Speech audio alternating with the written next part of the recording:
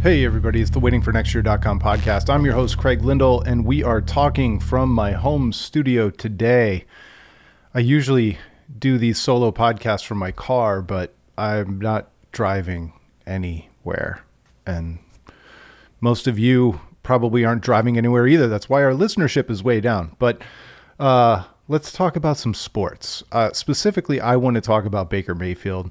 We could try and talk about the NFL draft, and we could talk about how the Browns did. And honestly, I think the Browns did well, you know, from the poker standpoint. Did they play their hands well? I think they did. I don't know if the players they got are going to be solutions for problems for years to come and the keys to a Super Bowl run.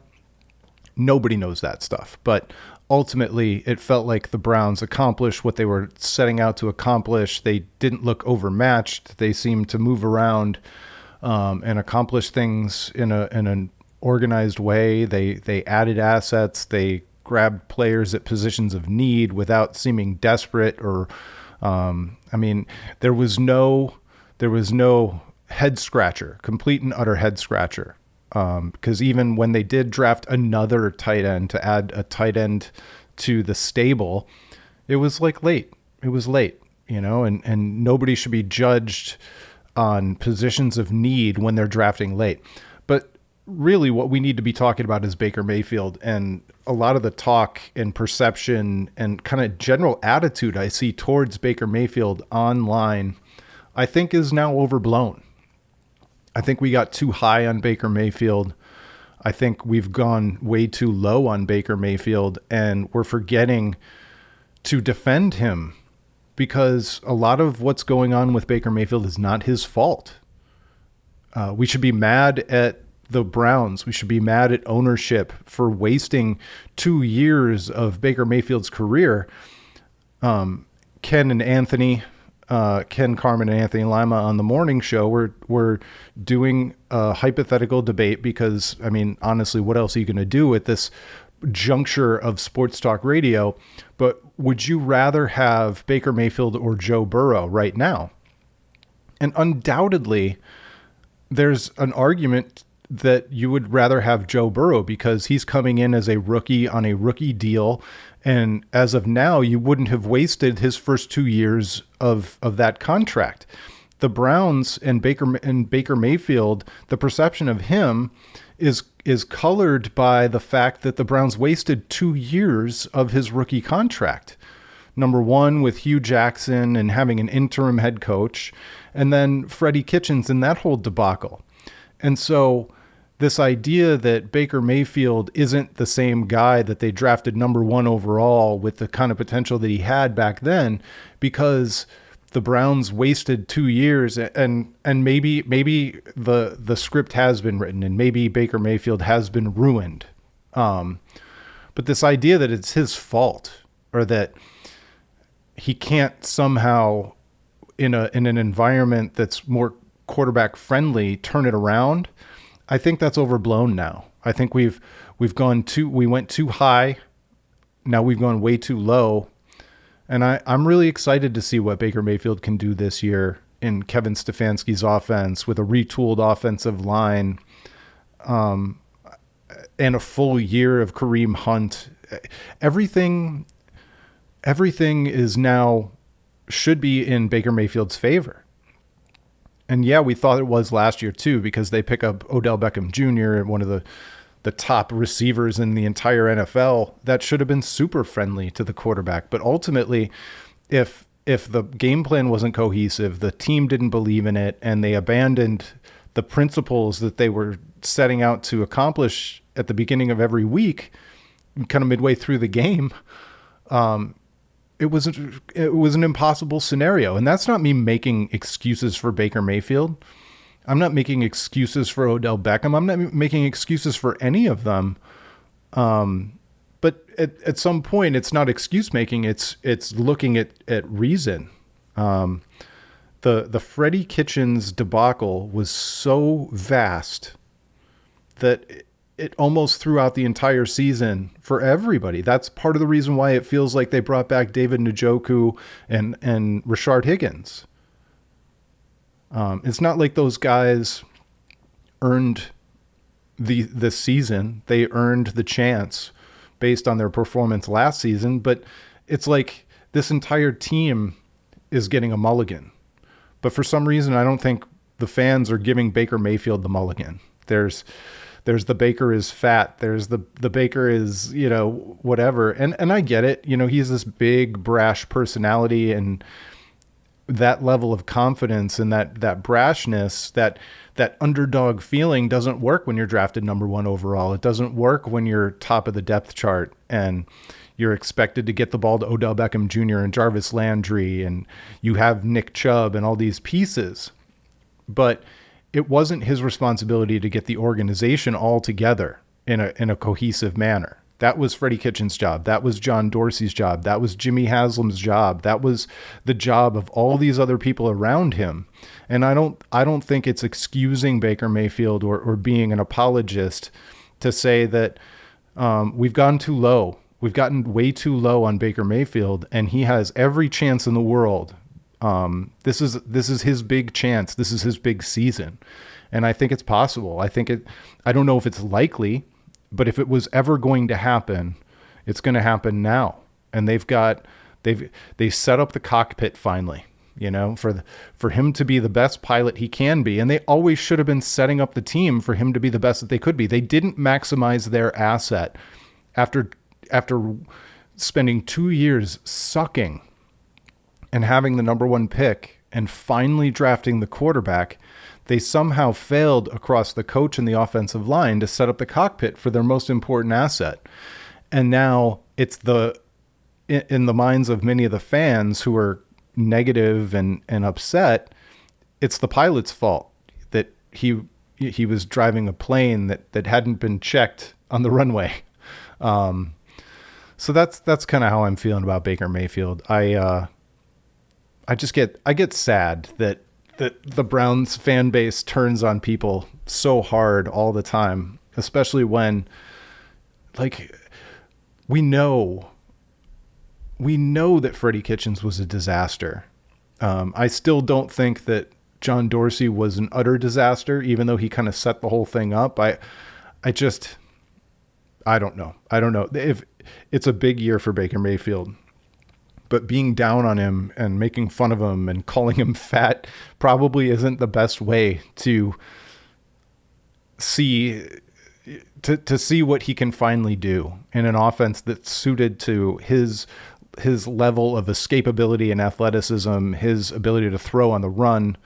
I mean, I know he's not Lamar Jackson, but he showed an ability to move around in the pocket and to throw on the run and make really tough throws in his rookie year. And for a variety of reasons, I almost said for whatever reason, but for a variety of reasons that we've all identified, that wasn't possible last year. And it wasn't all his fault. And I guess maybe I'm just an apologist. It's fine. That's what I am. All right. Over the weekend, we did get some live sports. I watched the UFC live from Jacksonville in an empty arena. And I got to tell you, it was so much fun to have live sports back. I thought it was the perfect sport to come back. They did massive amounts of testing. One fighter tested positive and was pulled from the card. But ultimately, in a sport, and this kind of dovetails with football too, in a sport where athletes are knowingly risking their health, and not like an NBA player who's risking his ACL or a MLB player who's risking Tommy John surgery in his elbow, but in a sport where, like football or MMA, where you are knowingly risking your physical health, your brain, you're fighting in a combat sport. In the NFL, as a lineman, you can argue that in the past they didn't know what kind of damage they were doing to their heads, to their brains, their brains.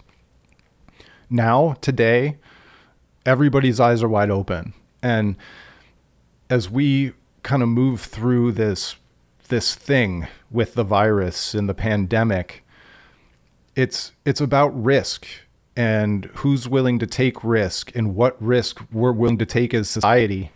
And I'm not trying to get political about it, but a sport like MMA is perfect because, like, what's a bigger risk to an MMA athlete in his 20s or 30s, the virus or stepping into the ring against Francis Ngannou? Like, they are knowingly taking that risk. What's a bigger risk to an NFL player, the virus or stepping on the field against Ray Lewis? You know, these are the kinds of decisions that these athletes are making. And so for them to get out there and play, I think it makes some sense. And that's not me devaluing them or their lives. I think they're playing of their own volition. That's the only way that I've been able to continue watching the NFL since, you know, all the head injury stuff came to light, is that, you know, I went through a shocking period, a shocked period. They changed a bunch of rules. They moved things around. And now all of a sudden you kind of normalize that everybody who's out there is knowingly taking a risk. And that doesn't mean I want to watch a bunch of highlights of guys getting jacked up like they used to do. I don't want that.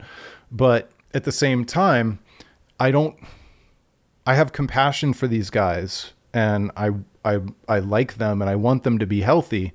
But at the same time, they're knowingly taking a risk. I'm knowingly watching them take a risk. In a professional environment, I don't have a problem with it. I mean, otherwise I couldn't be an MMA fan. It gets a little bit squirrely when you start watching college or high school football. So I really don't want to go down that road. I kind of figure that's a personal and family choice, you know, and I've got two boys. I will navigate those waters in my own family. But you know, when it comes to NFL, when it comes to UFC and MMA, if these guys are willing to get out there and fight for money in an environment with the pandemic, and they've deemed it safe enough for them to do so in a sport where they're taking massive risks to their health anyway, just as a course of doing business, who am I to get in the way? And it was awesome. I thought there was a lot of demonization of Dana White, and I know it's easy to do that because he does come off kind of callous towards fighters, you know, as his goals are not the same as all the individual fighters, other than he wants to make a lot of money, and a lot of fighters end up being the beneficiary of having such a successful program. But it was awesome. I loved seeing it. I didn't have a problem with them getting back out there any more than I would have a problem with golfers getting out there, because that's a sport that can be played with maximum social distancing anyway. Like, it's an obvious one that we need to return to. And it was exciting. It was fun. I don't know if most of you guys are MMA fans, but it was a lot of fun. Last but not least, I want to talk about Stipe. He's been one of the greatest Cleveland sports stories of the last 20 years. For him to come up through the ranks, to do his time in the UFC, take fights whenever his name was called, step up and win the title, defend the title in Cleveland in one of the most electric sports experiences of my life. Then to go 5 rounds against Francis Ngannou when the UFC was basically digging his grave in the media, and winning that fight. And then, yeah, he lost the belt, but he came back and won it back. Stipe Miocic has nothing left to prove to anyone. I'm not going to sit here and try and tell you that he's washed up or finished, or I'm not saying any of that stuff, but I am saying he's not at the beginning of his career. I think anybody who knows fighting knows that he's on the back 9, and it's been the greatest the greatest run any UFC heavyweight has ever had. He's proven it time and again. He's gotten himself a storybook ending that anybody in the universe would be lucky to have. And if he decides to call it a career right now, it would absolutely be fine. And I think it should be fine with anybody. That guy has absolutely nothing left to prove. He owes nobody nothing. He doesn't owe anybody anything. And the way the whole thing shapes up, Daniel Cormier wants a rematch. He wants the trilogy fight. But ultimately, Daniel Cormier keeps saying he's only got one more fight. He's like 40. And, he's on the doorstep of retirement too. And my point being, you only get one chance to go out on top. And Stipe, I think it's a very rational thing at this point. If he decided to just hang it up and say, no, you know what, I'm good. Obviously, whatever he wants to do, I'm going to support it. I'm just a guy with a microphone and a podcast. My opinion carries very little weight in the universe, but as far as my representation of this corner of Cleveland fans and Cleveland fight fans and Stipe fans, if he decides to hang it up, I don't care what anybody says about him ever. That he's ducking Ngannou, he's ducking DC. He doesn't want to defend that belt one last time. Who cares? Who cares? You can suck on those words. They don't mean anything to me. What this guy has done is beyond reproach. It is beyond being questioned. It's not up for debate anymore. And so whatever he decides to do, if he decides to go for a trilogy fight, I support it. If he decides to hang it up right now, I support that. He's the greatest. He's the greatest heavyweight.